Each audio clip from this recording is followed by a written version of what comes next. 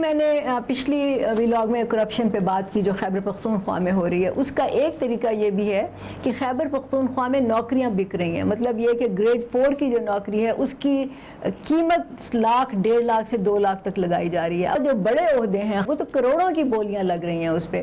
یہ وہی طریقہ ہے جو بزدار نے پنجاب میں اپنایا تھا. یہاں پہ بھی فرح گوگی کی اور بشرا بی بی کی ہدایت کے مطابق یہاں پہ ہر پوسٹ بک رہی تھی اور اس کا ایک حصہ جو تھا وہ ان دونوں کو جا رہا تھا. اور اس پہ بات کیوں نہیں ہو رہی؟ کیونکہ جو لوگ بھی یہ کرپشن کر رہے ہیں اس پوری چین آف کمانڈ جو ہے اس میں ہر بندے کو اس کا تھوڑا تھوڑا حصہ مل رہا ہے. تو ہر کوئی چپ ہے, کوئی بولنے کو تیار نہیں ہے. تو یہ تو وہی لوگ کر سکتے ہیں جن میں جرت ہو اور جن کو اندر کی بات کا پتہ ہو, وہی اس کی تحقیق کر سکتے ہیں. جب بھی کرپشن ہوتی ہے اس کوئی ایویڈنس نہیں چھوڑا جاتا. تو یہ ایک بہت ہی مشکل کام ہے, لیکن جو لوگ بات کرتے ہیں اس میں کچھ نہ کچھ سچائی تو ضرور ہوتی ہے نا.